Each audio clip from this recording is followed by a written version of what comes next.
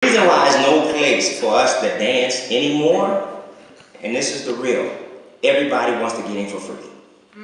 Everybody wants to get in free. Everybody wants to get in before 10. You get in free before 10. Everybody wants to get there before 10. How are you going to keep taking from this dance that everybody so-called y'all say y'all love, but yet y'all don't want to give back? $5 is not a lot. I hear people say you got to pay $5 to get in the club. I'm not going tonight. What do you mean you're not going tonight? It's only $5. You know how much money you make from dancing? You can't spend $5, even 10 or 15. It's giving back. Bless Kerry's heart because he's trying to find a club for us to dance and keep dancing because that's where you learn how to dance. You don't really learn how to dance in the studio. Dancing is done in a club. That's where you learn the feeling. That's where you learn the movement. It's in a club. And the reason why they don't have it because people are always trying to get in before 10. So if you want to keep the clubs going and have a place for clubs for us to dance, we got to start giving back, y'all, and stop taking so much.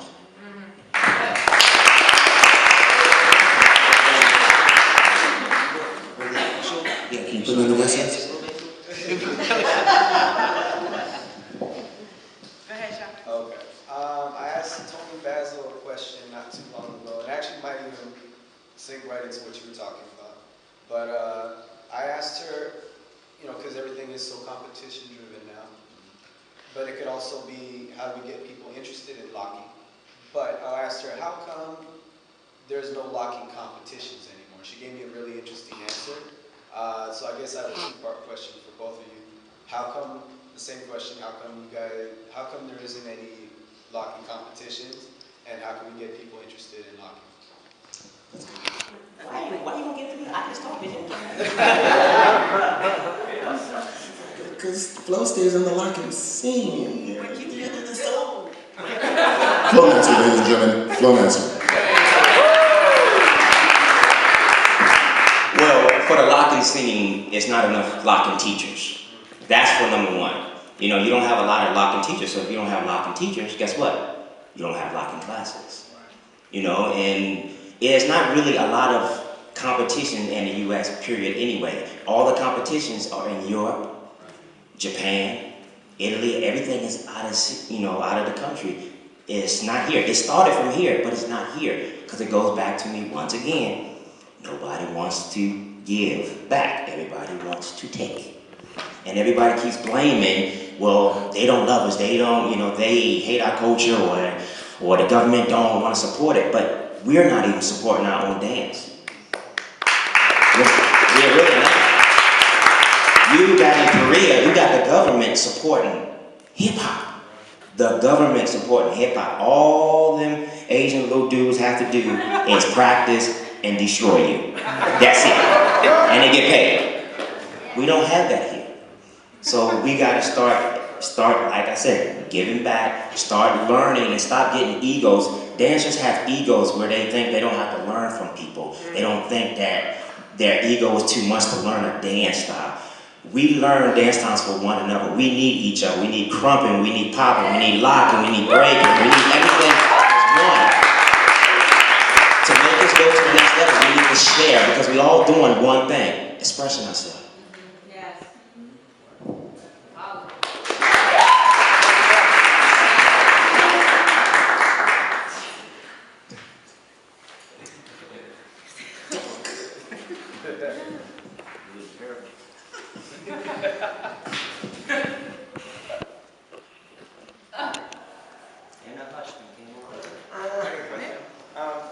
Quick question. It's kind of going in tone with everything that's already been kind of asked and said. So you guys are talking about street dancing, where it came from, and kind of how it's evolved, and we've got all these new dances coming up. Do you think we're in need of kind of another evolution? Because it's like back in the day we had breaking. It started from kids who had nothing, who were just like looking to get together and do something positive, and now it's kind of like everybody I feel is almost disjointed because of technology, but it's also a way for us to come back together. But you guys foresee like some kind of like evolution, another step kind of to bring everything back together?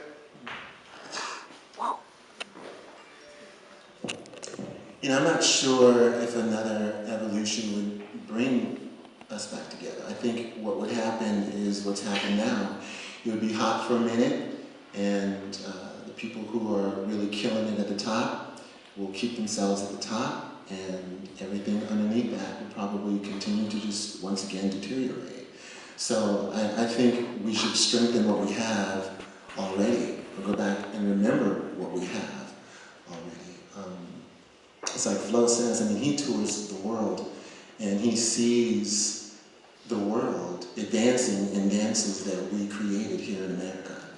And if we're not even hot about it, then that's not going to bring them here. It's not going to bring anyone else here currently trying to advance the dance or make themselves better. So I'm not sure if that would be helpful.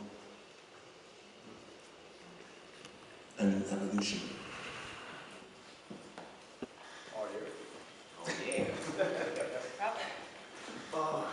I come from a style that's aggressive by nature, that started from conflict, and for most of Chicago still is on conflict. And I'm speaking on this from an outsider, but even before I started dancing, my way of movement was martial arts. So I always had that connection with having an opponent in front of me that I could challenge myself and challenge them. And it was a cooperative process, and it was never about degradation, but about, you know, me putting my will against yours and seeing who comes out on top. And that, for me, gave me more energy. So it was what I'm trying to say is, like, I've always had that if things are going nice and well and smooth and I get bored and I don't train, but if something's pissing me off, or if I have, like, hateful or rage emotions, that's what actually gets me to be creative. Sure.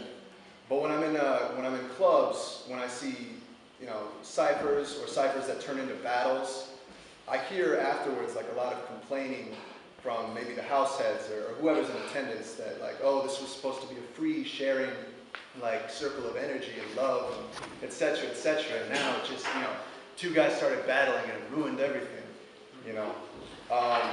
And for me, I don't see how that is a negative, you know, a battle, you know. So I'd like to hear your perspectives on, you know, both ciphers and battles. I can answer that. No, you go. Okay. Yeah. You know what?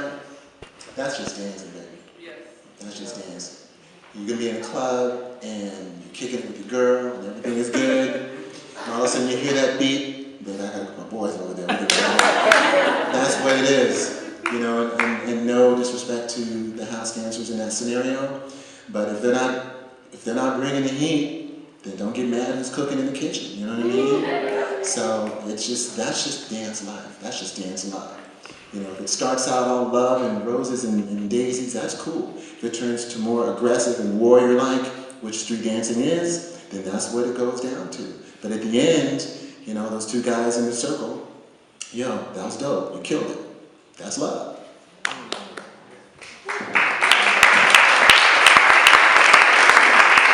Everything what he just said, but the only problem I have when two people battling and then they go at it, the only thing I hate is when a fight is about to start. Of course. Because this is not a fighting, just like you just said, you testing your skills against my skill. When it's off the floor, we leave it off the floor. Hey man, it was good, man. You got me. I'm gonna get you next time. That's that. But so many people wants to fight. They want to bring this gangster mentality in this dance. That's not what this is. This is about expressing ourselves, me testing my skills against your skills. That's all this is. Another question for both of you. When you're working with the artists, and for you back in the day, how do you, being that you have such a strong freestyle, both of you have such a strong freestyle background, how do you make that transition when you're trying to work with an artist who has no dancing ability?